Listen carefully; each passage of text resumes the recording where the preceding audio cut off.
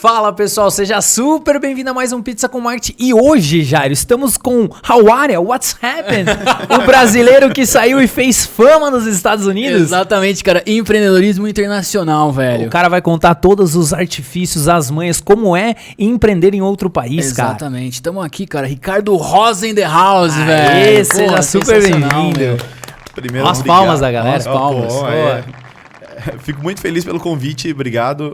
Eu quero aproveitar para compartilhar um pouco da minha experiência lá no exterior. Mas tenho certeza que vai ser algo que eu vou aprender com essa conversa aqui com vocês, com o público. Enfim, fiquem à vontade aí para me perguntar o que vocês quiserem. Maravilhoso. Eu tenho certeza, Eber, que vai ser aula. Com certeza. Episódio. E episódio que é aula tem que fazer o quê? Tem que ter certificado pra você, cara. Então, você que tá assistindo, vai lá na academia.21live.com.br, assista o episódio por lá e você vai ter um certificado, cara, pra você usar nas suas horas complementares na faculdade, pra dar uma calibrada no LinkedIn, dar uma lustrada no currículo. Exatamente. Porque vai ser aula. E mais, Eber, não para por aí. Não para, porque se indicou? Não para. Indicou 30 pessoas. Na Academia 20 Live você vai lá, tem Indique e Ganhe. Você pega o seu link, indica pra 30 pessoas, que é uma barbada. É uma barbada. É muito fácil. Você indicou pra 30 pessoas, você ganha esse super boné do software 21 Live. Então não perca seu tempo e vamos pra aula, cara, com o Ricardo. A gente começou a bater um papo antes das câmeras estarem filmando. Cara, super interessante. Vai ser um prazer, cara, bater um papo com você. Obrigado mais uma vez, Ricardo. Eu que agradeço. E, cara, a queima-roupa, sem grandes teorias. O que é marketing pra você, cara? Eu acredito que marketing para mim seria a estratégia adequada para o momento adequado. Tá. Então, é você saber comunicar bem o teu produto, escolher bem a estratégia e ter bem definidos os teus alvos, né? Para, enfim, com o teu direcionamento ali para chegar onde você deseja.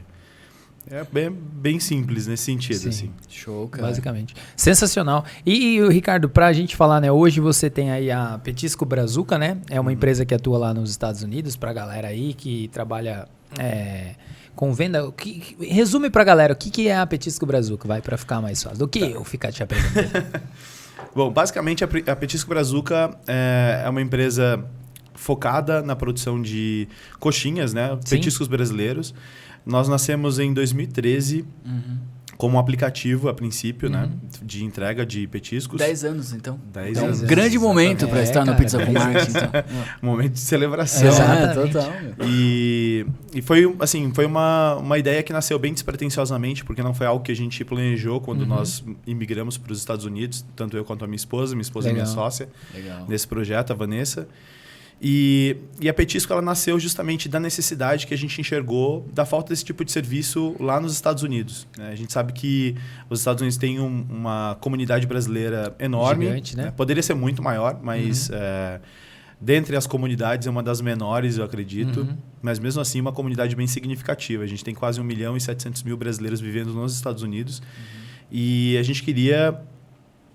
quando surgiu a ideia, atingir esse público a princípio. Legal. Mas hoje a gente está em outros...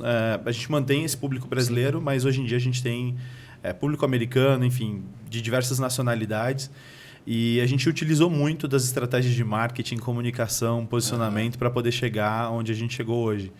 É uma coisa que a gente vem utilizando há muito tempo na nossa marca. E a empresa ela surgiu numa festa entre amigos. Legal. A gente tinha sido convidado para levar ali os petiscos, né? Apesar de nunca ter trabalhado com alimentação, o meu background vem da área de marketing digital e comércio eletrônico. A minha esposa é administradora e nós nunca havíamos trabalhado com alimentação especificamente. E é uma coisa que eu sempre falo para todo mundo é de estar aberto às oportunidades. Às vezes elas se apresentam das diversas maneiras e a gente às vezes está com um cabresto ali e não enxerga bem o que passa na nossa frente. Mas eu sempre fui uma pessoa de mente aberta nesse sentido, de sempre observar detalhes em todos os ambientes em que eu estou inserido. E esse não foi diferente. A gente foi convidado para fazer coxinha para uma festa, para essa nossa amiga, que apesar de não ter trabalhado, a gente gosta muito de cozinhar, cozinhava muito para os nossos amigos em casa. E aí nós levamos, na época a gente não sabia fazer muito bem, vimos um vídeo no YouTube lá. O YouTube é vida. Exatamente, minha universidade. Assistimos um vídeo no YouTube, pegamos uma receita e a gente modelou ali o que deu, né? Nem sempre saiu coxinha, mas A gente modelou, levou para essa festa e foi um sucesso enorme. E aí essa nossa amiga, que inclusive foi head de comunicação da 99, já com visão, legal. Virou pra gente e falou, pô, assim como a gente amou o produto de vocês e tal, o negócio que vocês trouxeram pra cá, eu acho que tem outros brasileiros que poderiam curtir isso. Porque a gente já vinha trocando algumas ideias sobre empreender lá, né? Apesar de, quando a gente mudou para lá, não ter sido nosso objetivo empreender, a ideia era aprender inglês e voltar para o Brasil para aproveitar as oportunidades que a gente já havia cultivado aqui. A gente voltou com uma pulga atrás da orelha, assim, para casa. Pô, de repente seria uma coisa legal a gente começar a investigar de como fazer essa empresa, criar uma empresa nesse segmento. E foi isso que a gente fez. A gente voltou para casa e começou a fazer a nossa lição. Em que lugar dos Estados Unidos, Ricardo? Nova York. Nova York. No epicentro da parada. No olho do furacão, meu. Nessa época, eu já morei, assim, todos os... Eles chamam boroughs lá, né? Então, são five boroughs, são como se fossem condados ou bairros. Eu morei nos 5 já, né? Tá. Então, nessa época, eu morava em Manhattan. Eu estava morando em Manhattan, morei 2 anos lá. E foi inclusive a ideia surgiu porque a gente estava comentando com ela antes de ir para a festa. Existe uma rua lá em Nova York, em Manhattan especificamente, chama Little Brasil. E a Little Brasil ela tem um monte de, ou seja, pequeno restaurante. Pequeno Brasil. Brasilzinho. Exatamente, Brasilzinho. E aí cheio de restaurantes brasileiros ali, né? E aí a nossa ideia era, pô, para que eu vou fazer coxinha? Eu vou comprar dos restaurantes. Então vamos ligar nesses restaurantes aí e ver o que tem. Ninguém fazia, ninguém. Oceano azul total, pois né? E o máximo que a gente encontrou, assim, foi a tia do amigo de não sei quem, que fazia num outro estado. New Jersey fica muito próximo, né, de Nova York. E aí a gente perguntou, né, se entregava e tal. Ninguém entregava também. Então foi nessa dor aí de... Pô, será que não tem ninguém fazendo isso de forma profissional? Ou só existe a tia que faz e só faz quando ela pode? Então, foi nesse momento que a gente... Ou a gente tem um problema de demanda que ninguém quer. Ou a gente tem um problema que ninguém está fornecendo um produto que é o maior sucesso do Brasil. Cara, eu tenho uma pira pra perguntar pra você, Ricardo, que é o seguinte, cara, o porquê, assim, beleza, você viu o mercado, pelo que eu tô entendendo da história, e você entendeu que ali, pô, não tem ninguém de coxinha e tal, mas direto você foi pro delivery, por quê, cara? Tipo, qual que foi essa dinâmica e não, de repente, tipo, qual que seria, né? Não existem os caminhos tradicionais, mas vamos chamar assim, pô, o cara vai lá, vou montar uma empresa, vou montar uma lojinha, vou começar a vender, eu vou vender de porta em porta. Mas você já quis ir direto para esse delivery. Foi isso mesmo ou estou equivocado? Não, foi exatamente isso. Mas na verdade tem uma estratégia por trás, né? Legal. Qual que foi? Eu acho que quando a gente... Aquele negócio da matriz, de fazer a avaliação ali das suas fraquezas e das suas oportunidades, o que a gente enxergou, na verdade, de maior deficiência era justamente porque todas as pessoas que queriam comprar produto naquela época tinham que se submeter ao schedule da pessoa, ou seja, o cronograma de quem produzia. Então, a tia só podia na quarta-feira, então você só ia ter coxinha de quarta-feira. Ou então a avó só podia entregar numa determinada região, não entregava na outra, ou se entregava quando muito, né? Então, quando a gente realmente pensou, pô, existe uma oportunidade de negócio aqui, vamos montar um negócio, nós entendemos que embalagem, né, apresentação e a logística, que seria a entrega, eram os maiores gargalos daqueles que estavam trabalhando com esse tipo de produto. Então, a gente resolveu tentar solucionar essa dor. Então, e outra coisa, se nós tentássemos criar uma estrutura maior, teria que ter um investimento. Então, e olha só, mesmo assim, a gente estava falando de uma época em que o dólar não estava tão alto. Então, nós chegamos lá, o dólar estava 1,59. Tá? Nossa. Caracas, velho. Então, quando a gente começou a empresa, o dólar estava chegando a 2,10 e isso já estava batendo em desespero. Imagina hoje em dia. Nossa. Né? Hoje em dia, para mim, tem que chegar a 10 dólares. Não, brincadeira. Mas, enfim, na época estava batendo uns 2 e pouco, e aí a gente tinha realmente esse negócio de... Não, vamos tentar solucionar esse negócio aqui. Se a gente for utilizar dinheiro do Brasil, na época a gente estava usando o dinheiro do Brasil, vamos tentar minimizar o máximo possível, porque, querendo ou não, a moeda está jogando contra a gente, né? Então, o que a gente tem que fazer é tentar fazer o mais enxuto possível para validar. Low cost, né? E na época, assim, a gente está falando nesse linguajar aqui de startups e não sei o que lá, de marketing e tal, mas era uma coisa muito básica. Sim. A gente queria validar a nossa ideia, a ideia de ter um negócio lá nos Estados Unidos. Tinha essa ideia em mente, mas a gente não queria colocar todo o investimento. Então, qual era a ideia? Vamos testar. Testando, a gente... Princípio básico. Exatamente. A gente Princípio pegou, básico. fez em casa a princípio, né? E as coxinhas, você entregava ela já congelar? Não, era tudo frita já. Frita já prontinha. Era o cara para consumir mesmo. A ideia era criar o máximo de facilidade possível. Assim, era casar a conveniência.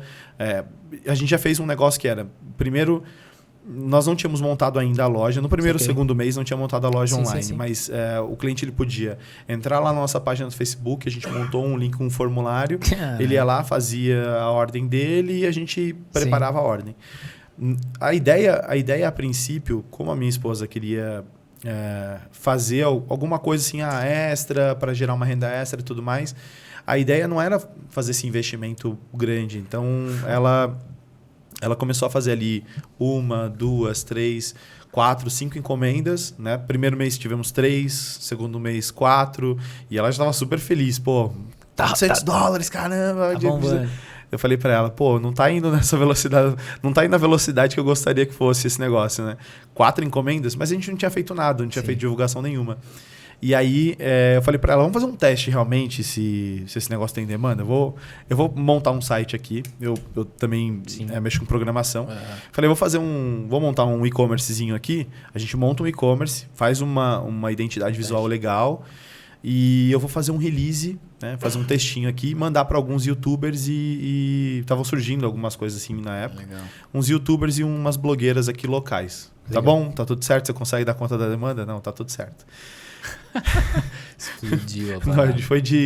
Foi de 3, 4 para 40. Caracas. E 40, a gente tá falando disso aí, a gente imagina o quê? Uma casa aqui no Brasil, né? Com espaço e tal. Nova York é uma caixa de fósforos. Assim. A nossa casa, o apartamento que a gente morava, era tipo, você podia lavar a louça sentado no sofá da sala. Entendeu? Então a cozinha já era tipo grudada na... A gente não tinha nem... A nossa mesa cabiam 2 cadeiras, pra você ter uma ideia. Sim. Então era muito pequeno, não tinha como. Então imagina você conseguir fazer 3 encomendas, beleza? 4 encomendas, ok, mas 40 encomendas... Tipo, é um problema maravilhoso. É um problema incrível, mas é um problema ainda. Sim. E aí a gente ali eu entendi realmente que tinha a demanda. Realmente o que falta é só fazer a parte de marketing mesmo, divulgação, as pessoas conhecerem um produto, porque demanda tem. Como é que a gente tinha 3 e agora a gente tem 40? Então esse número pode ser muito maior se a gente fizer um trabalho bem feito. E a partir daí é que a gente resolveu realmente profissionalizar o negócio. Saquei. Mas até conseguir fazer essa estrutura funcionar como a gente gostaria, foram 3, 4 anos, né? Ali lapidando estruturando o negócio. Só para efeito comparativo, hoje vocês estão como lá hoje em termos de volume de pedido, tamanho? Como é que vocês estão lá? Então, no ano passado nós fizemos 2,5 milhões de unidades no ano. Então tem um volume bem considerável. Sensacional. Assim. Sensacional. Então a gente... Vocês já estão com algumas lojas? Sim, com algumas lojas, na verdade. É porque a gente tem lojas que são lojas fixas e lojas sazonais, que são os pop-up shops. E esses pop-up shops, eles funcionam basicamente temporários, né? Então você tem feiras específicas onde a gente funciona, mas eles têm dia e horário para acontecer. Legal. Então... acontece, por exemplo, a gente tem um pop-up que funciona dentro do World Trade Center. Então, toda sexta-feira, o World Trade Center, a gente tem um pop-up lá. As pessoas já vão lá contando que vai ter esse pop-up. E aí funciona tipo de abril até outubro. Então, toda sexta-feira, de abril a outubro, a gente está lá no World Trade Center. Que da hora. Então, nós temos esse modelo de lojas. Temos as lojas que abrem todos os dias. As que abrem todos os dias, nós temos 3 lojas. Então, nós temos uma loja fábrica. Temos uma loja que funciona dentro de um food hall, que eles chamam, é como se fosse uma praça de alimentação. E um outro, a gente abriu recentemente, fica atrás da Times Square. Então é um lugar com um movimento assim absurdo. E a galera troca o almoço lá, chega lá pelas coxinhas? Eu quero as coxinhas do Eu queria fazer uma pergunta que é o seguinte, antes de pegando a onda do Weber aqui, cara, como que traduz coxinha e como que você explica uma coxinha pro americano que eu nunca consegui, cara? Tipo, porque assim, a gente é de Sorocaba e lá tem uma padaria real, aliás, grandes amigos nossos, que é a coxinha mais famosa da cidade. Então todo mundo que vai pra lá quer comer a coxinha. Inclusive você, né, tá convidadíssimo pra lá. Exatamente. E aí você fala, é um bolinho de frango, tipo, como que você faz isso? Na verdade, a gente explica que é um croquete feito de massa de batata recheado com frango. E você traduz como? É como se fosse... Mas você chama coxinha lá? Ou não, aí a gente usa como chicken croquette. Tá. Puta, ótimo. A gente usa, na verdade, a gente adaptou a forma falada. Então, a gente usa como COSHEENYA. Aí a pessoa consegue falar certinho, coxinha. Porque o H na língua inglesa tem som de R. Então, eles não... E coxinha. O X é como um X, né? Então, é como se fosse coxinha. Então, eles não conseguem falar... muito bem. Eles até tentam, mas não conseguem falar bem. Agora, quando a gente coloca COSHEENYA, eles falam perfeitamente. Aí a gente, todo banner nosso tem o coxinha escrito em português e embaixo uma maneira deles conseguirem falar em inglês. E aí a galera se vira, aí eles conseguem falar. Que é o chicken croquette, né? A gente usa ou chicken croquette, mas embaixo sempre tem na fonética ali, como ele pode falar. E essa é a maneira que a gente conseguiu adaptar. Outra coisa que a gente mudou também para facilitar, a gente vende pastel também. Né? Então, nosso carro-chefe é coxinha e pastel. As duas coisas maravilhosas. E são não tem como dar errado, cara. É impossível. Não tem como dar errado. São os nossos principais produtos. E aí, o pastel em si, pastel em espanhol é bolo. Então, a gente não usa pastel. O que a gente usa é empanada. Né? Então, a empanada já é bem difundida lá. Sim. E aí a gente usa como Braziliana empanada. E isso, assim, é um game changer pra gente, porque a gente bateu muito tempo na tecla pastel, e ninguém entendia. Quando a gente mudou pra Braziliana empanada, mudou completamente, assim. Vende tanto quanto a coxinha, o pastel. Os caras piram no pastel também. Muito. Amam pastel brasileiro. A nossa massa, eles perguntam qual é a principal diferença entre a empanada... Sim. brasileira da empanada latina, mexicana e tal. É que a nossa não vai milho e a deles vai. Né? Tanto a colombiana quanto a mexicana vai milho na massa. E o formato também. O formato também, né? E a deles é assada. Sim. Geralmente a nossa é frita. Então, é o pastel de feira típico, assim. Sim, pastel de feira. Na nossa comunicação, a gente usa algumas coisas em português, porque a gente é super cobrado pelos brasileiros. Né? Os brasileiros são bem... Eles olham lá, não é empanada, porque vocês tem que divulgar o Brasil, não sei o que. Ela fala, gente, a gente não pode reinventar a roda. A gente tem que caminhar conforme... Tem que fazer uma adaptação. A gente não está no Brasil. Aos poucos a gente vai conseguir fazer isso, mas é um processo a gente conseguir desenvolver todo esse... Não, imagina quanto de dinheiro você tem que gastar para enfiar na cabeça do cara que é pastel. Para, velho. Vamos surfar onda. Pois é, se as pessoas já conhecem como empanada, para que eu vou ficar lutando lá contra a corrente e tentando ensinar o cara? Não é empanada, é pastel. Para. Não vou. Viu? E é muito louco, assim, nada a ver com o assunto, meio que a ver. Porque se você já testou isso nos Estados Unidos e já funcionou, já está nos seus planos aí para ir para Europa, Ásia e tudo que você puder, porque já, validou lá nos States? Olha, a gente tem essa pretensão? Na verdade, assim, em 2000 Já tô expandindo, cara. Vamos comprar uma franquia na Itália. Não, porque já passou os perrengues lá, né, teoricamente. Na verdade, assim, a gente... como a gente conseguiu trabalhar bem a nossa comunicação, teve uma repercussão enorme, assim, no nosso trabalho, tanto aqui no Brasil quanto em outros locais. A gente recebe muito brasileiro, por exemplo, indo lá para Nova York, especificamente. A gente recebeu um agora recente, veio da Europa, morando em Portugal. Ele abriu uma empresa de pastel e queria levar o petisco para lá. No começo, era até mais incisivo, assim, quando a gente fazia muita campanha para mídia e tal, a gente recebia muita, tipo assim, 3, 4, 5 mensagens por dia de pessoas querendo abrir uma franquia, fazer um negócio. A gente formatou o modelo de franquia pro petisco lá nos Estados Unidos, mas eu ainda não me sinto seguro de fazer, porque uma coisa é você estar aqui no Brasil, que você conhece as leis, está tudo certinho. O que vale aqui em São Paulo vale lá em Recife, que vai valer também em qualquer outra capital. Lá são 50 países. Tipo, cada estado tem sua legislação. Lei, né? Se eu não me engano, só da lei de franquia são 23 leis diferentes que regendo os estados.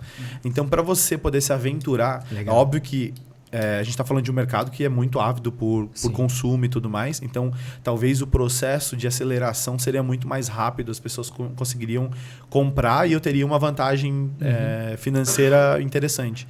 Mas eu prefiro ir com um pouco mais de calma e saber onde eu estou pisando. Apesar de trabalhar já no mercado há bastante tempo, tem quase 10 anos de empresa agora. Eu entendo que a gente precisa ir com calma para não destruir o que a gente já construiu. Sensacional. E a ideia agora, isso passa por esse caminho, né? Então a gente está preparando a empresa agora para ir para um modelo de escala maior. Legal. E aí a gente vai aumentar o nosso nível de produção, a gente vai mudar de espaço de produção, vai para um outro local maior para criar uma escala maior de produção.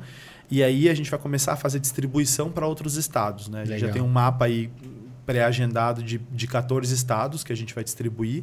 Então, uma vez que eu esteja com o pé em 14 estados, fica mais fácil de eu tentar fazer uma coisa parecida. Mas o estudo a gente já tem licença, já tem tudo, porque a gente fez em 2000. A ideia surgiu para a gente franquear tanto quiosque para shopping, loja de rua, em 2018, 2019. Só que aí vem pandemia. Daí a gente deu uma desacelerada, a gente falou, esse projeto vamos colocar na gaveta por enquanto. Ricardo, como que você falaria pro pessoal aí que quer empreender fora do país, principalmente nos Estados Unidos, em relação ao visto, cara? Porque você tinha um visto de estudante na época. Assim. Como que foi essa história aí, cara? Olha, na verdade, essa trajetória ela é uma trajetória bem comum. Assim. Todo mundo que vai para lá, que não consegue imigrar já com o status adequado, ele tem que buscar maneiras de se regularizar, né? E com a gente não foi diferente. Na verdade, não foi diferente porque a gente não tinha as informações que a gente precisava ou que a gente tem hoje, né? Então, hoje eu tenho um visto que é completamente diferente, que me possibilita fazer isso. Claro. Agora, na época, quando a gente começou, não. Na época, quando a gente começou como todo mundo. Tô lá... vamos experimentar, vamos ver o que dá. Quando a gente viu realmente que a gente tinha um negócio na mão, aí a gente pensou, vou construir também um castelo de areia. Vou colocar aqui anos e anos investindo a minha vida, botar dinheiro e daí vai chegar a imigração e falar, Ricardo, tchau. Acabou o teu sonho. Então, a partir do momento que a gente enxergou que a gente tinha realmente a possibilidade de criar um negócio, o próximo passo foi como é que a gente fica aqui, nós já estávamos legal, né? Sim. Mas como é que a gente fica aqui com o visto adequado para fazer o que a gente quer fazer. E aí foi a nossa busca. O que eu diria para quem tá indo nesse caminho, primeiro, hoje em dia a gente tem... como que eu posso dizer? Tem muita informação disponível, né? Tem vários escritórios, inclusive escritórios que falam português lá, muitos escritórios brasileiros que conseguem orientar quem quer empreender, quem quer imigrar nos mais diversos aspectos. E eu vou te dizer que existem muito mais caminhos do que a gente imagina. Legal, são quase 100 tipos de visto e tem visto para todo tipo de profissional. Que legal. Às vezes a gente acha que só vai migrar. Quando você fala de empreender, né? O pessoal acha que você tem um visto de empreendedor, que é o EB5. Mas para você empreender, entrar com um visto de EB5, Nova York, se não me engano, o investimento está em $1 milhão para o brasileiro, $1 milhão para brasileiro. Então, já muda para quem tem cidadania portuguesa ou italiana. Já cai ali para 75 mil. Então, tem vários mecanismos. Basta você... macetinho brasileiro. Tem vários caminhos. Por exemplo, tem maneiras de você imigrar já com o teu diploma validado. Várias carreiras têm demanda. Legal. Então, o que eu diria para quem quer fazer isso, procura uma assessoria de visto, um escritório de advocacia que cuida realmente dessa parte de imigração, né? Para que ele te oriente da melhor maneira possível. Porque às vezes você vai lá na afobação, né? Vendo ali vídeo no YouTube, acha que não tem saída, imigra sendo turista, depois muda para estudante, sendo que às vezes você já poderia ter imigrado com o status adequado. Né?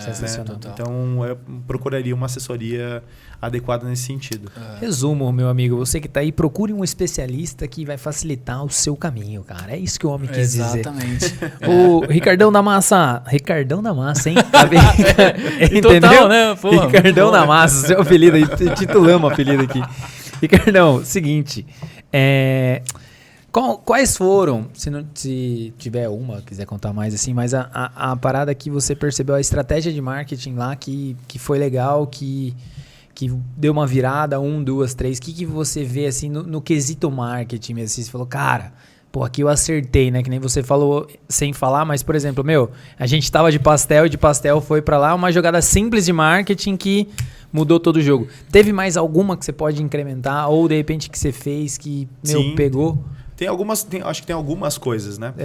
Primeiro, eu acho que assim, é uma coisa básica você investir no produto, né? Porque muita gente menospreza o próprio produto. O cara começa a trabalhar com que seja coxinha. Sim. Daí ele entende, não, pô, é só coxinha. E o nosso posicionamento ali, na verdade, tem uma coisa que eu gosto muito, é de você, que eu acho que valeria para qualquer empreendedor ou para qualquer pessoa, independente de ser empreendedor, mas que está na carreira, é justamente se posicionar como você gostaria, onde você gostaria de estar. Por mais que você não esteja naquele momento. Sim, né? sim, então, tem uma história, até umas histórias engraçadas nesse sentido, que o que nós fazíamos lá, né? Mesmo trabalhando dentro de casa, a gente nunca quis ser conhecido como... Os caras da casa. Os caras da coxinha. Os caras da coxinha. O Ricardo e a Vanessa da coxinha. Era a marca em primeiro lugar, só a marca aparece. Então, o nosso posicionamento era, vamos trabalhar a marca. Nada vinculado ao nosso nome. Eu sei que existem algumas estratégias em que você consegue colocar ali uma assinatura e tudo mais, que é muito difícil de ser feito. Mas a nossa ideia era, nós vamos trabalhar a marca em primeiro lugar. Então, a gente começou a posicionar a empresa, mesmo estando lá dentro de casa, quando alguém ligava e falava assim, pô, eu queria fazer uma sugestão. Pô, vou pegar aqui tua sugestão, vou encaminhar para o departamento de marketing, eles vão te retornar. Meio coisa de banda, que o cara é empresário. Então, esse tipo de coisa foi algo que ajudou a gente.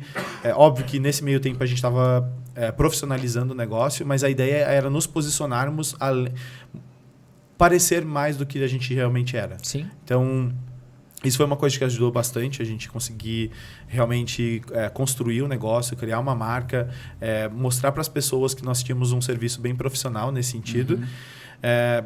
Outra coisa que a gente usou muito foi justamente a internet. Ele é um descampado, né? Quem chega ali primeiro e crava a bandeira consegue construir a narrativa em volta do que você quiser construir. E eu acho que esse foi o nosso pulo do gato ali naquele momento, né? A gente tinha realmente um oceano ali para nadar, tranquilo, sem concorrentes.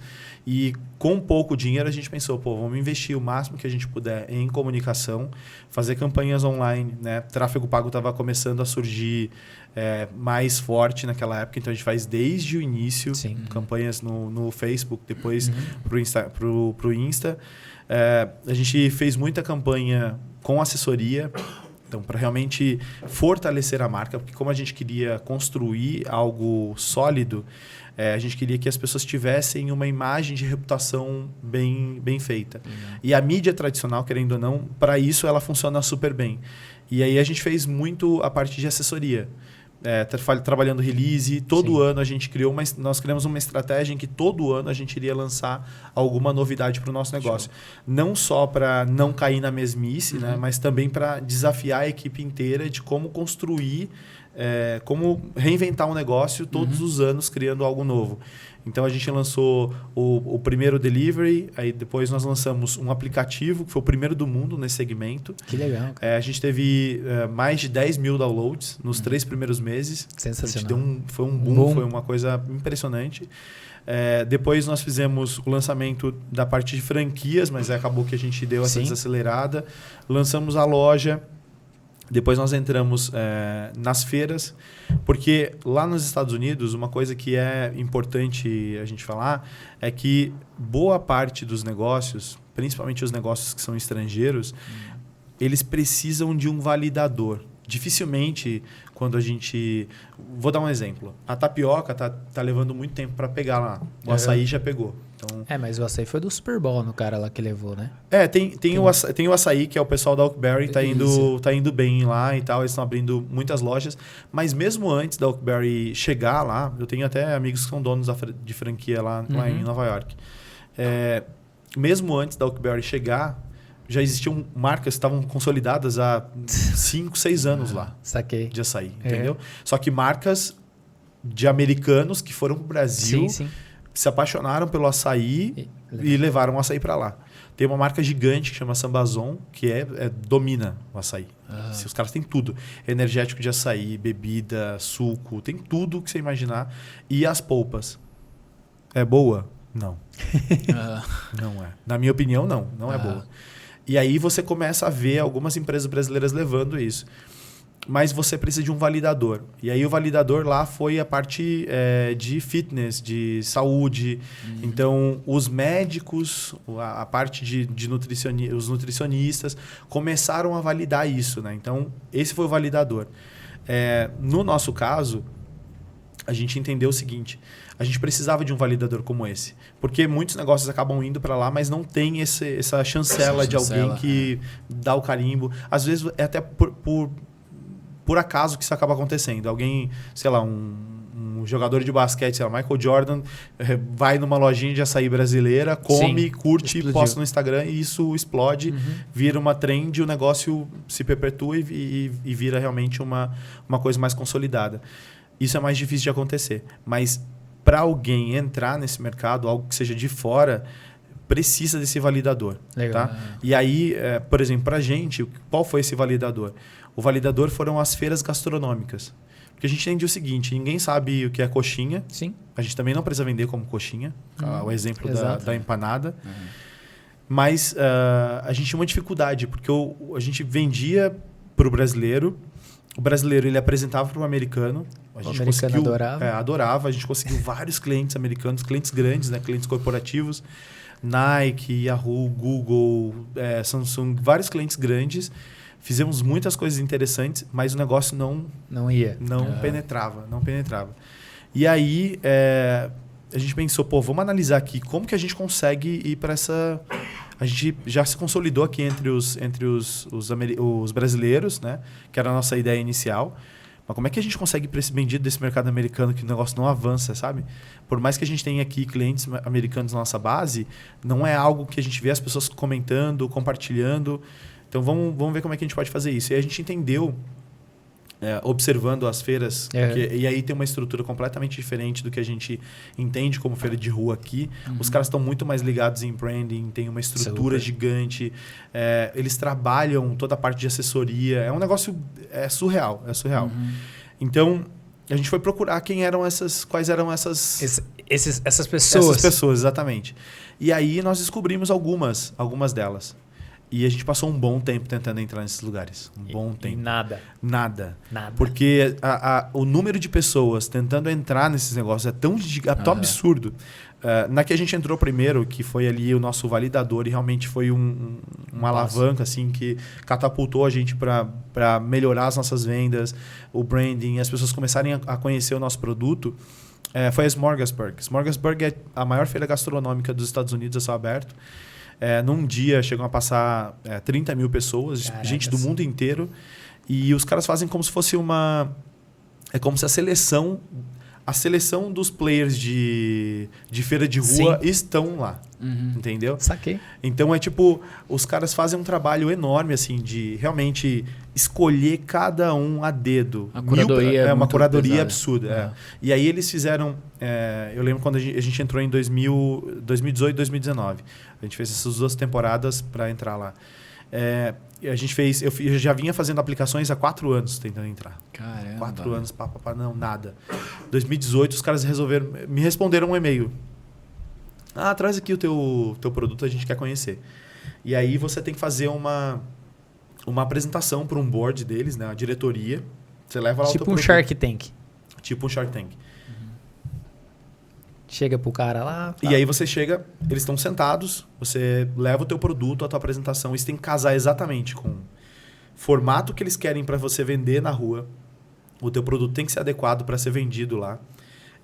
A ideia por trás não é só chegar lá, eu tenho uma franquia, eu tenho... Não, por que você faz isso? Você gosta do que você faz? Você pretende fazer isso para o futuro? Você quer... Quais são os teus passos? Porque eles funcionam como se fosse uma aceleradora. Tipo, a gente vê pessoas que entraram lá e estão, assim, distribuindo no Walmart, sabe? Um produto, assim, com pra celebridade. Dar uma velocidade. Uma velocidade absurda. Projeta o cara, né? E aí, eles chamaram a gente para participar. Nós fomos lá, participamos, fizemos uma apresentação de 1 hora. Na atenção, 2 dias depois, a gente recebeu o comunicado que a gente estava dentro. Puta, nessa seleção foram 1.000 aplicações. Caracas. 100 pessoas foram chamadas para... 100 empresas foram chamadas para passar pelo processo. E 3 foram selecionadas. Caramba, cara. Palmas da nossa plateia. Solta palmas aí, meu. Essa merece. Que isso, cara. Ó, a plateia tá atenta à sua história, Ricardo. Viu, antes de você continuar, eu tenho uma pergunta curiosa. Você vende coxinha lá, é igual coxinha aqui? Tipo, é coxinha ou é tipo mini coxinha? Não, é mini. É mini? E o pastel... coxinhas de 30 gramas. Tá, e o pastel é o pastel tipo... Ele é um pastel... Normal? É meia lua. Sabe? Aquele, sei. Meia lua, no formato da empanada mesmo. Sim, no formato da empanada. Só que aí com massa de pastel normal. De feira. Beleza, só por curiosidade que eu tava pensando, mano, como que ele vende esse pastel? Porque eu fiquei imaginando você lá na apresentação falando, entendeu? Já tava lá com você, cara. Não, a gente vem num potinho. Saquei. Um potinho com uma porção, são em porções, né? Então a gente tem a porção do pastel vem com 4 pasteizinhos e a porção da coxinha vem com 10 coxinhas. Legal. E aí a gente tem vários sabores, né? Tem espinafre, calabresa, tem de frango tradicional, tem de marguerita, por aí vai. Legal. Aí esse validador, quando você entra nessa feira, voltando na questão da feira, você tem que pagar? Tipo você paga? Aí não, você aí funciona assim. Óbvio, você tem um aluguel, né? Sim. Então você paga para estar nos locais, mas é uma dinâmica completamente diferente. Pra você ter uma ideia, quando a gente entrou, o que eles fizeram? Eles fizeram uma apresentação para toda a mídia local. Sério? Então eles alugaram um lugar gigante, montaram um palco. Tipo, sabe o anúncio do... Sim, da Apple. Contratação de um novo do jogador. Neymar. Né? Legal. Botaram a gente sentados lá nas cadeirinhas. Que da hora. Esse aqui é o Ricardo, ele tá trazendo isso aqui para Nova York, assim, assado, tal. Esse é o conceito. Ricardo, explica aí. Aí a gente fez uma degustação pra mídia. Aí você sai New York Times, você sai na mídia toda, local. E isso já começa a te impulsionar. E eles criam uma responsabilidade em você que você não pode deixar a peteca cair, entendeu? Então, dali pra frente, você tem que estar o tempo inteiro se provando, porque para você continuar, você tem que estar no nível dos caras que estão lá. Então, e eles vão... à medida que você vai se aperfeiçoando, eles vão te dando mais corda. Porque eles não estão só lá em Nova York. Eles acabaram de abrir uma unidade aqui no Brasil. Vão começar a fazer algumas coisas. Acho que fizeram um evento só no Ibirapuera. Mas eles têm DC, tem LA, tem Miami, tem Tóquio, tem Toronto. Então, eles têm vários lugares. E iguais a Smorgasburg, existem outras organizações que são tão difíceis de entrar quanto. A gente entrou em uma agora, também foram 4 anos tentando. E a gente conseguiu, assim, já tinha sido negado no ano passado. Foi a Urban Space, que é uma organização enorme também. Só que ela é muito mais... ela é muito mais parruda porque ela é dona dos espaços. Tipo assim, imagina você ter um shopping que é só para alimentação. No coração de Manhattan. Os caras têm assim, 10 desses, entendeu? E aí eles fazem o seguinte, eles têm feiras menores, que é como se fosse um filtro para você entrar nesses locais. Então, e o que os caras fazem? E assim, custa um absurdo. Só que também não basta querer. Tipo assim, não basta ter o dinheiro. Tem que ter eles têm que... Exatamente. Eles vão lá e fazem uma avaliação. Mesmo esquema.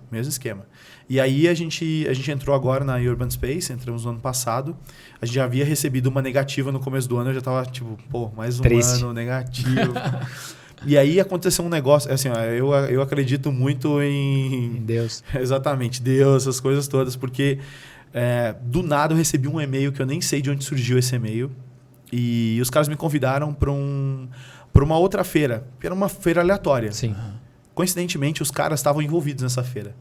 E nós ficamos em primeiro lugar nas vendas, né?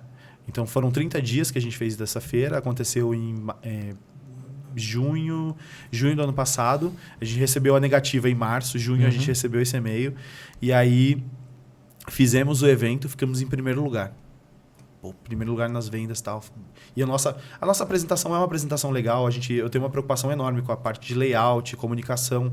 Fizemos um stand super bonito para essa feira. E aí isso chamou muito a atenção da diretoria. Quem estava na diretoria do board? O diretor dessa feira. Aí o cara chegou, conversou com a gente e tal. Pô, legal, adorei aqui a apresentação. Não sabia do produto de vocês. Tipo, ele já tinha negado o nosso produto. Não sabia do produto de vocês e tal. Falei, não, vem cá, vamos, experimenta. Aí fui lá, fiz uma apresentação para ele. Um mês depois...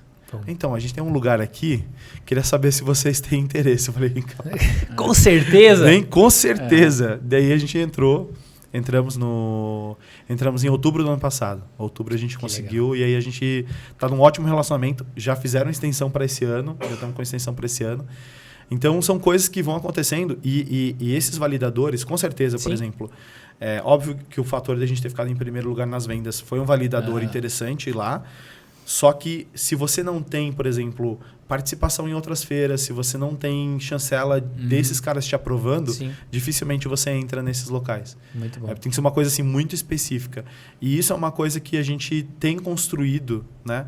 Eu acho que quem está pensando em montar um negócio lá e quer fazer, tem que buscar esses validadores. Se você está na área médica, quem é que faz essa validação? Se você está na área de fitness, quem é que faz essa validação? É médico? É uma revista específica? Vai atrás desses caras. Porque se você consegue ter essa aprovação, essa visibilidade, o restante vem natural. A partir do momento que a gente entrou na Smorgasburg, a gente tem que recusar pedido. A gente recusa pedido de, não vou participar. Hoje em dia a gente tem condições de falar, não vou participar dessa, vou participar dessa, vou fazer essa, não vou fazer. Que legal, cara. Então, isso é muito legal e é uma coisa bem característica do mercado americano. Muito massa. E faz total sentido, né, cara? Animal isso aí. Cara, acho que você já respondeu essa pergunta 50 milhões de vezes, mas eu vou colocar de uma forma diferente, beleza? Por favor. Qual que é a principal vantagem do mercado americano para empreender e um problema que eles têm lá, que você enfrentou, e no Brasil? Uma vantagem do Brasil e alguns problemas que o Brasil tem. Não pode falar uns impostos do Brasil. Não, eu vou assim, a estrutura que eles oferecem para você começar a empreender. Então, por exemplo, quando você começa a empreender, você tem categorias de empresas lá que não te cobram imposto. Então, a tua empresa você vai pagar imposto só na pessoa física. Ou seja, se você tiver qualquer... se você tiver, por exemplo, faturou, mas não transferiu para a pessoa física, você não paga. Nossa. Entendeu? Então, eles vão te ajudando de algumas maneiras. Sim. Facilidade de crédito. Eles te dão... Vou dar um outro exemplo. A gente começou em casa. Sim. Mas a partir do momento que a gente viu que a estrutura estava crescendo, qual que seria o lógico se eu estivesse aqui no Brasil? Eu teria que tirar dinheiro do bolso, alugar um lugar, comprar ali os equipamentos, mesmo que de forma precária. Exatamente. E montar um negócio. Né? Lá é diferente. Lá você tem um sistema... A gente ouviu muito se falar depois da pandemia, teve essa aceleração aqui no Brasil, que foi as dark kitchens, ghost kitchens e tudo mais, né? Esse conceito, ele já tá... Quando a gente pensou em montar o Petisco, já tinha dark... Imagina, isso há 10 anos atrás. Então, quando a gente montou, o próximo passo, a gente foi para uma incubadora. Então, lá existem empresas em que você tem... Eles chamam de commissionary kitchen, né? Que é um espaço gigantesco com dezenas de cozinhas montadas. Você pode personalizar do jeito que você quer. Você não compra os equipamentos, você aluga por hora e você faz a tua produção, faz o storage, faz tudo. Os americanos guarda lá. Foda. Não, os caras são nesse quesito, os caras são ninjas, assim. Foda. Então, eu não precisei tirar dinheiro para investir em estrutura, fogão, exaustor. As licenças, eles já tiram para você as licenças. Então, existe um facilitador para que você consiga ter sucesso lá. E isso faz total diferença. Faz total diferença. Fora que, especificamente falando de Nova York, você tem um negócio que é a vibe das pessoas que estão lá. Elas estão em Nova York por um motivo, elas estão lá para fazer o negócio acontecer. Então tá todo louco, mundo, né? tá todo mundo assim na 200 para por você hora. encontrar, quando você encontra alguém, você tá indo tomar um café e encontra alguém aleatoriamente, essa pessoa já faz um link com você, ou conhece alguém, já te apresenta e já conecta, tem uma ideia de algum negócio. Gira muito, né? Esse movimento, assim. E se você não tá nessa vibe, automaticamente você é expelido. Então, você vê a galera falando, pô, não é minha vibe morar em Nova York, tô indo morar na Califórnia. É porque a pessoa quer um pouquinho mais de tranquilidade. Sim. Porque Nova York te obriga a ser proativo nesse sentido. Vamos mudar pra lá, Bode. Vamos. Nova York é a Não, nossa tipo assim, cidade. ó, por exemplo, se fosse uma outra vantagem que você tem, eu falo para todo mundo, como a régua ela é muito alta para estar em Nova York, a moeda joga contra, né? Então a gente tem menos 5 vezes. Exatamente. Né? Para as pessoas chegarem lá, mesmo eu tô falando independente da classe social, mas quando você chega em Nova York, você percebe que mesmo aqueles que têm... Vou dar um exemplo aqui no Brasil. Eu quero ter uma conexão com pessoas que têm... já são bem-sucedidas na vida, conseguiram construir alguma coisa e tal. Eu preciso ter passado por esse processo e preciso estar no mesmo nível dessas pessoas para eu poder me conectar. Dificilmente, se eu estou aqui no começo e a pessoa que está lá em cima, ela não vai ter essa conexão. Nova York zera essa régua. Sério? Porque se você... que fosse completamente... Zera essa régua. Porque você está num ambiente em que é o seguinte... Se você conseguiu chegar em Nova York, ok. Aí você chega lá em Nova York. Para alugar, vou dar um exemplo. Você vai alugar um quarto. Quanto custa alugar um quarto em Nova York? $2.000. Não, custa $1.100, $1.200. A gente já está falando de quase R$6.000, R$7.000. Eu vou alugar uma casa. Você não aluga por menos de $2.500. Então a gente já está falando aí de muita grana, entendeu? Então quando a pessoa, mesmo que ela tenha condições aqui no Brasil, ela resolve ir para Nova York, ela já tem que ir para um outro... Naturalmente, ela vai morar com alguém por um período. Ou ela não vai conseguir empreender logo de cara. Então, você tem pessoas que saem daqui com um nível altíssimo, chegam lá, elas têm que conviver com a babá, que vai ter que conviver com alguém que está trabalhando no restaurante, que vai trabalhar com alguém que trabalha numa loja, ou vai morar com alguém. Então, você tem acesso a várias pessoas que têm um background super bacana, que já construíram algo no Brasil, mas que estão tentando se reinventar lá. Sim. Cara, eu vou fazer um link com essa história sua para tentar explicar para nossa rapaziada aí. Falta as 4, as vantagens e desvantagens, mas vamos pra cima. Tá. Mas pera, só pra é que é muito bom. A Rayane levantou a mão aqui. Mais um link, só pra complementar essa história sua, do Rafinha Bastos, caras. Rafinha Bastos, ele era um cara aqui, né? Vamos colocar aqui, num patamar gigantesco, ele vai pra lá e ele se coloca na posição de, cara, de tá ali... pequenos clubes, de né? estar ali nos pequenos clubes, etc e tal. Só que ele tá... Olha só, agora eu vou fazer o link que você não vai acreditar. Ele tá num comedy club pequeno, ele apresenta, ele sai, o Adam Sandler entra. O Adam Sandler, você tá ligado? Tipo, olha que loucura. Então agora, a hora que você falou essa história, eu consegui visualizar. Então talvez pra nossa audiência isso faz sentido, porque pra tentar... Nessa questão que você falou que dá essa equalizada, né? Não. Só que ao mesmo tempo você também tem que fazer, então tem uma série de outros fatores que estão envolvidos ali. Continue aqui, senão o Jair vai ficar chateado. Eu vou ficar magoado. Eu quero saber do Dark Side, entendeu? Tá. Então, assim, acho que em questão à desvantagem, a desvantagem, na verdade, está na burocracia do processo também imigratório. Porque, querendo ou não, para você chegar lá com a questão imigratória bem estabelecida, aqui você tem que passar por um filtro muito alto. Muito alto. Então, isso é uma coisa que acontece. Então, você chega lá, você tem essa questão de que muita gente empreende, mas ainda não tem o status adequado. Isso é uma desvantagem, eu digo para o empreendedor no geral. Outra coisa, o ferramental é muito barato. Então, você tem acesso a tudo muito, muito barato, mas a mão de obra é extremamente cara. Então, se você precisa de alguém que preste um serviço para você, isso vai te custar muito caro. Muito caro, muito caro. No Brasil, é o inverso. no Brasil, ferramental é caro e a mão de obra é barata. Então, a gente tem a galera que trabalha com a gente lá. Quem chega não ganha de menos de $3 mil. Entendeu? Tipo assim, não ganha menos de $3 mil. Primeiro que não tem como você sobreviver com menos de $3 mil. Né? Então, a mão de obra ela é cara. Se você vai pedir para alguém construir uma parede para você, isso vai te custar um rim. Entendeu? É por isso que o mercado, por exemplo, do faça você mesmo é muito estimulado lá. Sim. Os caras criam maneiras de você fazer, porque realmente, se você for contratar alguém... Vou dar um exemplo. Eu tive que fazer uma reforma pequena, trocar um pedaço do piso da frente da loja. Cara, isso me custou $5 mil. Nossa. $5 mil. É um pedaço um pouquinho maior, assim, dá 2 mesas dessa aqui. Isso aqui. Então, tipo, uma parede. Fui orçar com um cara, tinha que colocar um piso, um tile na parede. $7 mil. Não, eu mesmo faço. Deixa que eu coloco esse piso. Então, se você precisa de mão de obra, é puxado. Então, muita gente começa ali sozinho, se desenvolvendo, mas passa por um período sozinho. Um outro passo também que eu acho que é vantajoso é a falta de excesso de leis trabalhistas. Quando eu saí aqui do Brasil, eu tinha uma visão. A minha visão era, quanto mais feriados... de direitos, benefícios a gente tem, melhor pro empregado.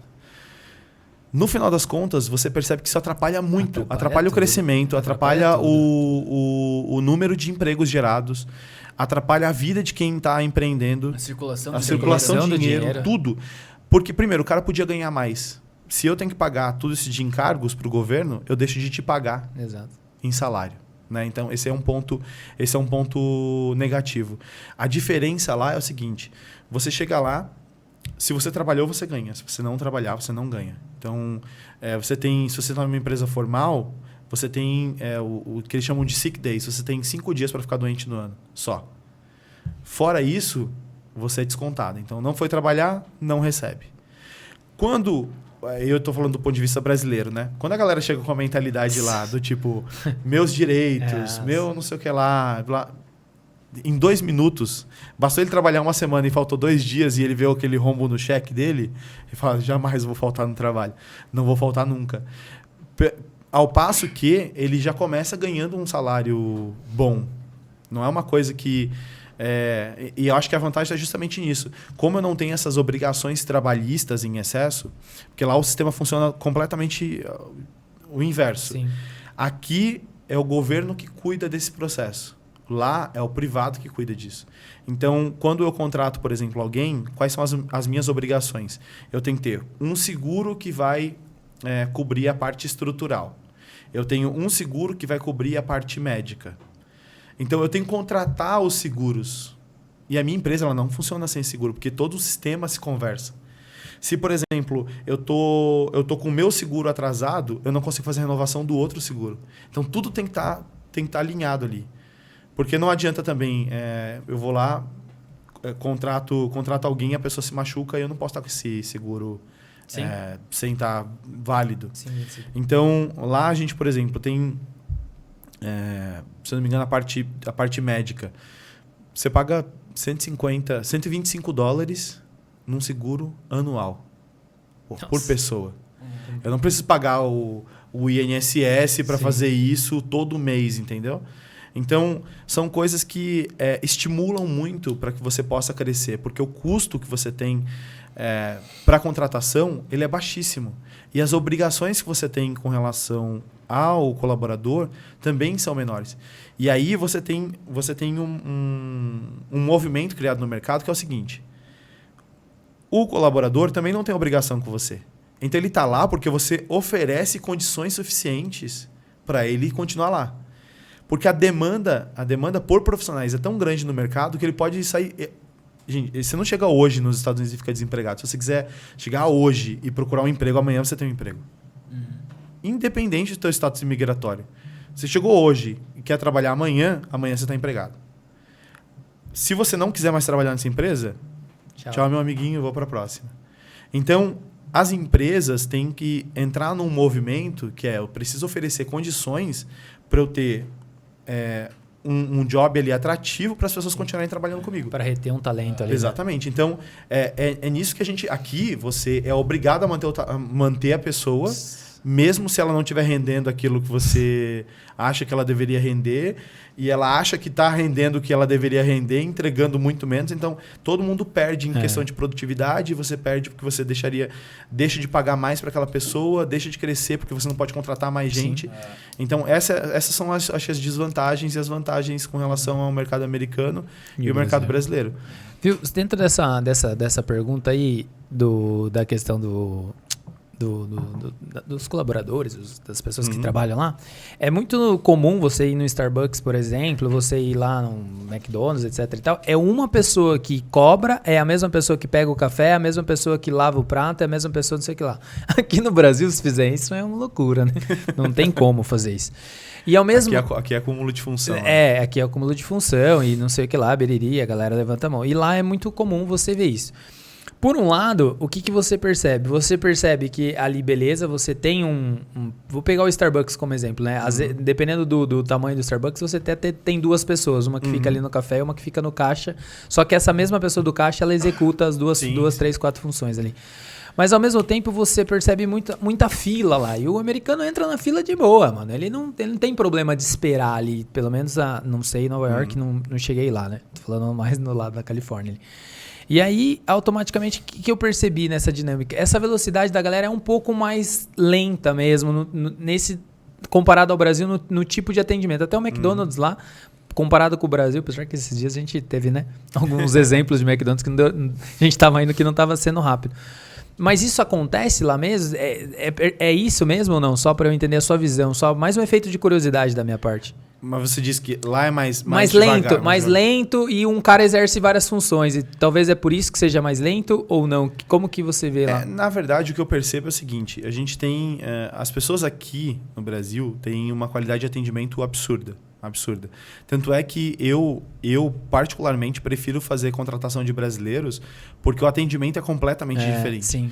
O americano, ele está muito voltado, ele é muito pragmático. Então, você quer um café, é um café. Entendeu? Você quer café com creme, é café com creme. Uhum. O brasileiro, ele procura entender um pouco a necessidade do cara. Às vezes ele até ele faz às vezes o brasileiro, ele tem a proatividade de entender que nem sempre aquilo que ele pediu é o que ele quer. E o americano não. O americano, ele não tem essa sensibilidade, entre aspas. Então, o que eu sinto é que eles executam muito o que é para ser executado. A cartilha, É a cartilha, é aquilo ali. Por isso que funciona. Exatamente. Então, muito louco. É exatamente aquilo ali. E aí, você tem realmente essa questão das funções, é uma coisa muito direta entre o colaborador e o empregador. Então, o que é estabelecido entre vocês... Já era. Tá feito. Entendeu? Está em contrato que você tem que fazer X coisas, por mais absurdas que elas pareçam, é isso que foi acordado. Você está de acordo com o que eu te ofereci e eu estou de acordo com o que você quer, tá tudo certo. Aqui você tem um intermédio muito grande de... O sindicato diz que você não pode fazer isso. O patrão quer que você faça isso, mas a lei diz que... Entendeu? Assim, muita coisa não... Como a gente estava comentando aqui no início, né? Que a gente tinha a rede de hamburguerias. Era justamente isso, assim. Ou a pessoa só faz atendimento, ou ela só frita batata. Exatamente. Se ela fizer o atendimento e fritar batata, já é uma outra situação. Exatamente. E se ela passar e um dia tiver que limpar um banheiro, aí o negócio pega, entendeu? Então, muito louco, isso dificulta muito, porque nem sempre no início do negócio você tem capital suficiente. Não porque você quer explorar as pessoas. Sim. Desde que você tenha ali, eu acho que trabalhar com qualidade, oferecer as ferramentas adequadas, principalmente para quem está começando, você faz de tudo. O colaborador e o empreendedor. Então, lá, como você não tem essa exigência, né? A galera ficar em pé ali, sindicato, esse tipo de coisa, facilita muito, muito. Tanto para quem está buscando uma oportunidade ou para quem está querendo empreender. É outra realidade. Eu vi uma menina numa loja de sorvete, a menina tocava a loja sozinha, cara. era uma menina que cobrava, era a mesma que pegava o sorvete, que fazia o crepe, que preparava não sei o que lá, que lavava a cozinha. Eu fiquei ali... Mas assim, também não vá criticar, porque aí você eles são completos... Não, eu digo assim, mas eles são completamente diretos no sentido de não gostou... Tchau. Não, e assim, tipo, cara, na minha cabeça, né, quando eu fui, né, até nessa sorveteria lá, eu tava lá, eu falei, cara, mas será que não valeria a pena o cara colocar mais uma pessoa aqui porque ele aumentaria o fluxo? Porque daí você tem você ganha, teoricamente, de um lado, mas tem a demora do outro lado ali. Só que eu percebi que os americanos, tipo, ficavam ali de boa esperando a vez dele, tranquilo. Até Starbucks tem fila em todo lugar lá, a galera fica numa paz, espírito. O brasileiro não consegue ficar 2 horas. Eu acho que assim, lá em Nova York, por exemplo, tem como tá todo mundo nessa dinâmica aí, nessa loucura de correr, tanto é que você tem Starbucks, às vezes, um numa esquina e outro na outra esquina. Sim. Por que os caras abriram tantas lojas? Porque eles constataram que o americano não passa mais de 3 minutos na fila. Lá em Nova York, eu não sei em outros lugares. Então, eles começaram a abrir Starbucks em vários pontos para não perder esse cliente. Porque esse cliente ele podia ir para outro café. Sim. Então, como tem demanda, tem muita gente, então esse cara, às vezes, ele tá num Starbucks aqui, vai demorar? Deixa eu ver no próximo aqui se tem uma fila um pouco menor. E aí ele vai comprar na fila menor. Maravilhoso. Tem que pegar certificado. Tem que pegar certificado. A gente tem que ficar falando com ele aqui 3 horas, cara. Quando você voltar pro Brasil, você tem que fazer mais um eu vou terminar esse episódio, vou comprar uma passagem para Nova York e vou visitar ele lá. Vamos lá, separa o colchonete lá, Ricardo. Ricardo, é o seguinte, tem um bloco aqui, cara, que é uma espécie de Raul Gil do podcast brasileiro, que é o Divide a Pizza, cara. Só que você vai falar 3 nomes que você gostaria de dividir uma pizza ou uma coxinha da Petisco, cara. 3 nomes. Bom, Flávio Augusto. Boa. Que é um cara que eu admiro bastante. Thiago Nigro. Um cara que eu gosto muito. Tinha uma outra pessoa. Surpreenda-me. Já não tá entre nós, né? Não tem problema. Ayrton Senna é um cara Senna, boa demais. Ayrton Senna é foda. Que é um cara muito dedicado no que ele fez. Você vê que ele fazia tudo com muita paixão, assim. E eu acho que tudo, óbvio, ele, né, levava aos extremos também. E foi um cara que elevou o nome do Brasil, né, fora de forma positiva. E é uma coisa que eu tenho trabalhado bastante, assim, porque eu me incomodava muito a ideia de que as pessoas tivessem uma imagem negativa do Brasil. Eu sei que a gente tem diversos problemas, né, por N aspectos aí, mas eu entendo que se a gente tivesse as condições adequadas aqui no Brasil, o mínimo, assim, nós seríamos o melhor país do mundo. Nós temos pessoas incríveis, extremamente criativas, trabalhadoras pra caramba. E aí eu vejo assim, pô, será que os americanos são os fodões assim, do universo que comandam tudo? Eu não vejo dessa maneira. Talvez eles tenham acesso, né? Eles conseguiram criar uma oportunidade, uma igualdade de oportunidade que promove isso entre eles. Então, se a gente tivesse isso aqui no Brasil, eu venho, né, da periferia. Eu nasci assim, na periferia. Sou do interior de Pernambuco e cresci na periferia de São Paulo. Eu tive que cavar muito as minhas oportunidades. Tipo assim, eu tive que assim, ralar muito desde cedo para poder conseguir fazer um curso específico, conseguir uma bolsa e vai aqui, trabalhar desde cedo para poder garantir ali o mínimo, sabe?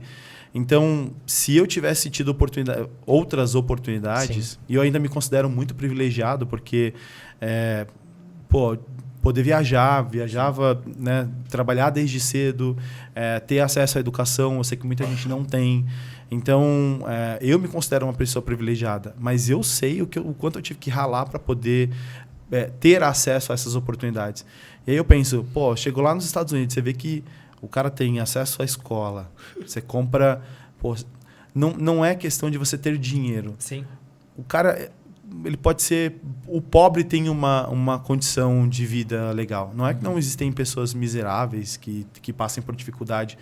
Lá em Nova York tem um negócio... projects. É um monte de lugar com prédios com famílias de baixa renda. E realmente os caras têm, assim... não têm tanta grana, vivem numa linha bem tênue, assim. Só que você percebe que elas têm a possibilidade de fazer essa melhora. Né? O governo trabalha para te fornecer essa possibilidade. E, infelizmente, isso não é uma coisa que eu vejo aqui no Brasil. É uma coisa que dificulta um pouco. Mas o que eu vejo quando vai um brasileiro para lá, que tem acesso a essas oportunidades, a galera decola. Isso é uma coisa que eu gostaria de ver com mais frequência. E é uma coisa que eu tenho lutado constantemente, até nos meus projetos lá na empresa, a gente tenta priorizar a contratação de brasileiros. Sempre que eu vejo alguém tentando empreender, a gente tenta compartilhar informação de alguma maneira para encurtar o caminho das pessoas, porque eu sei o quão importante seria se eu tivesse esse tipo de ajuda lá no início. Maravilhoso. Isso é uma coisa que eu acho que falta, mas que a gente, né, com fé, a gente vai chegar lá. Pô, sensacional, meu. Muito maravilhoso. Bom, meu. A gente vai pro nosso segundo quadro, Jairo. Manda bala. Que é o quadro aqui que... Essa é a vinheta. Entendi. Entendeu? Essa assessora de imprensa tá preocupada ali com a vinheta. Ela ficou, essa vinheta não é dá. O Troca de Papéis. Esse podcast é seu. Você pode fazer qualquer pergunta para nós. Bom, de onde surgiu a ideia de criar esse podcast e quais são os planos, né, para fazer com que ele cresça cada vez mais?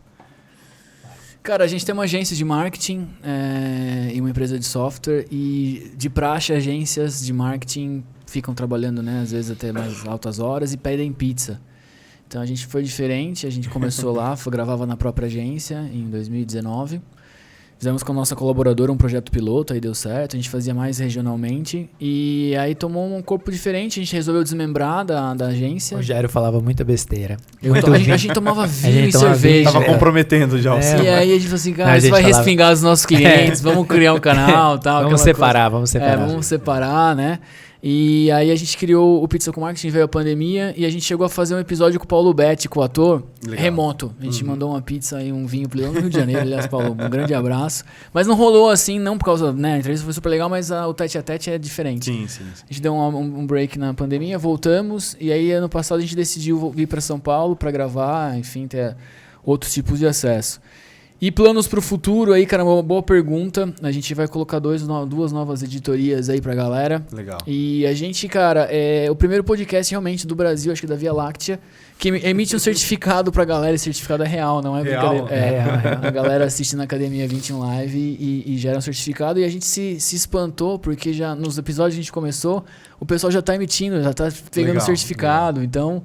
né? Vale aulas complementares, tem uma série de benefícios, tem vários cursos. Aulas complementares, importante isso aí. Horas complementares. As faculdades exigem, então os estudantes gostam de eu tive que fazer bastante. Então, o pessoal acompanhava o nosso trabalho, então essa é a ideia aí. Pô, legal. É isso, cara. Show? Você respondeu tudo. Você deu uma aula. Eu fiz um media training, né, meu? Com a nossa assessoria. E antes de a gente ir pros finalmente aqui, Eber, eu queria que o Ricardo falasse, cara, um livro ou uma série aí que inspire a nossa audiência a também ter alguns insights que você teve. Pode ser um livro, uma série que você gostou, um filme, enfim. Bom, tem uma série falando sobre, se eu não me engano, tá no Hulu ou na Amazon, que é da WeWork.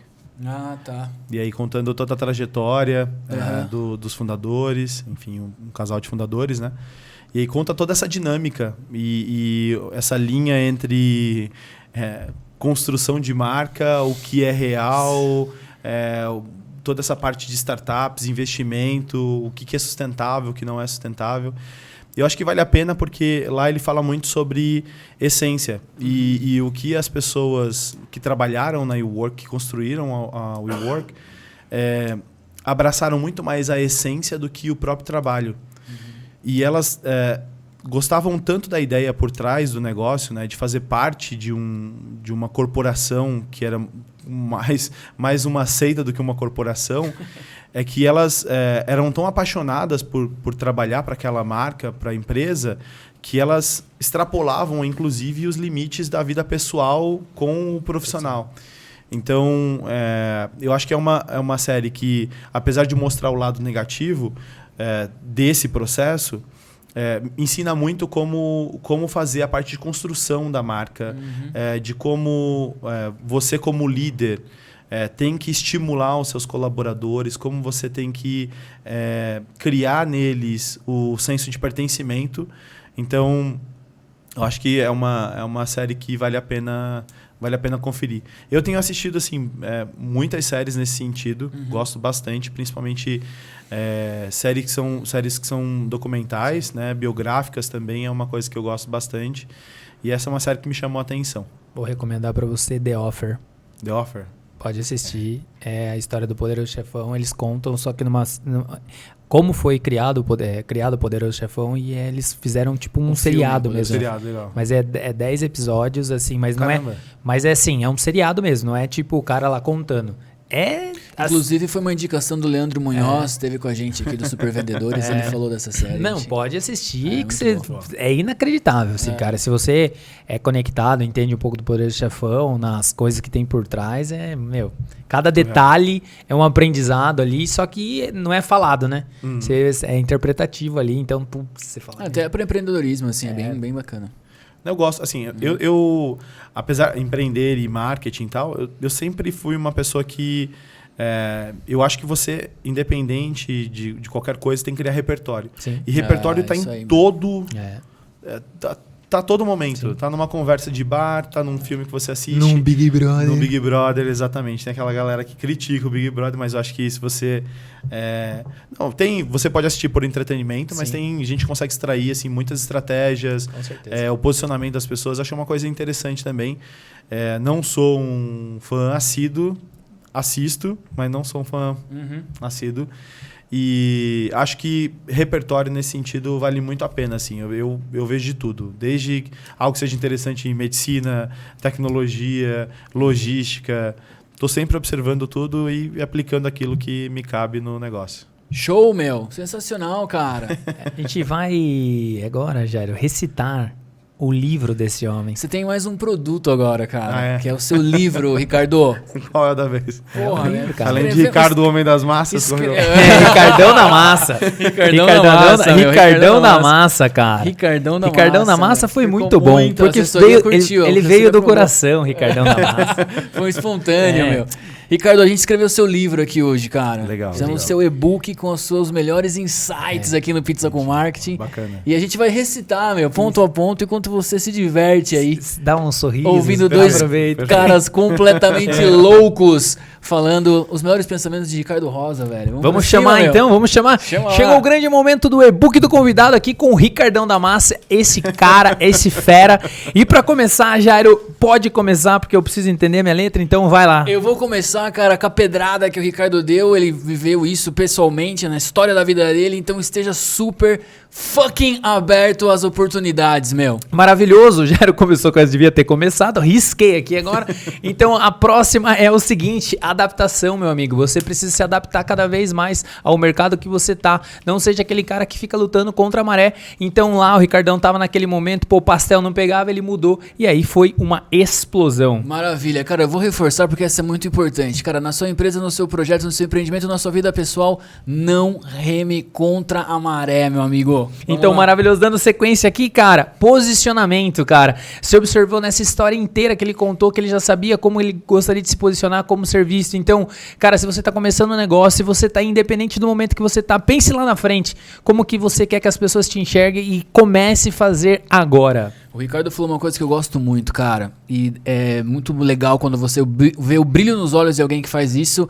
Respeite e cuide muito do seu produto, cara. Maravilhoso. E outra coisa, meu amigo, às vezes você menospreza ou às vezes você nem está no seu radar o trabalho de assessoria. Então busque assessorias que também possam te ajudar e busque os validadores, cara. Quem que vai validar o seu produto, mesmo você estando no Brasil, sabendo que na história que ele contou nos Estados Unidos, isso é super importante. Total. Essa é tão importante também que vai um quadrinho na sala aí, naquele diplominha que fica na sua sala, no seu escritório. Contrate uma assessoria de imprensa, porque dá um mega de um resultado e vale muito a pena, meu. Maravilhoso, Jairão. Eu vou fechar por aqui esse e-book maravilhoso com a palavra incrível que é sobre acreditar. É a palavra do ano.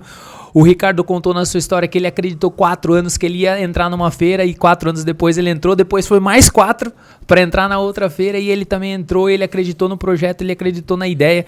Então acreditar, você ter perseverança é aquilo que vai fazer, cara, o seu jogo mudar. Então não tem milagre, tem trabalho, a história dele fala por ele mesmo e eu fico por aqui, Gerão. Maravilha, eu fico com uma que eu gosto também muito, cara. Crie repertório e referência, velho. Então além de acreditar, velho, você tem que estar atento a várias oportunidades que o Ricardo falou e criar muito repertório numa conversa, num livro, numa série, porque é isso que vai fazer você ser um cara diferente no final do dia. Esse foi o e-book do convidado de Ricardão da Massa. Ricardão da Massa in the house, maravilhoso. Palmas da nossa plateia, sensacional.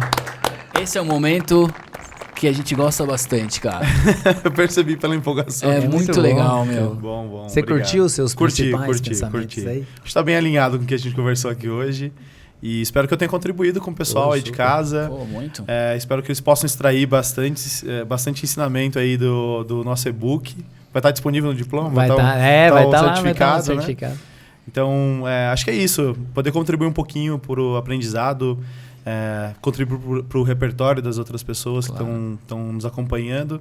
Então, isso é importante a gente continuar se aperfeiçoando, investir, criar repertório. E acreditar realmente é algo que não pode faltar no dia a dia do empreendedor ou do profissional em geral.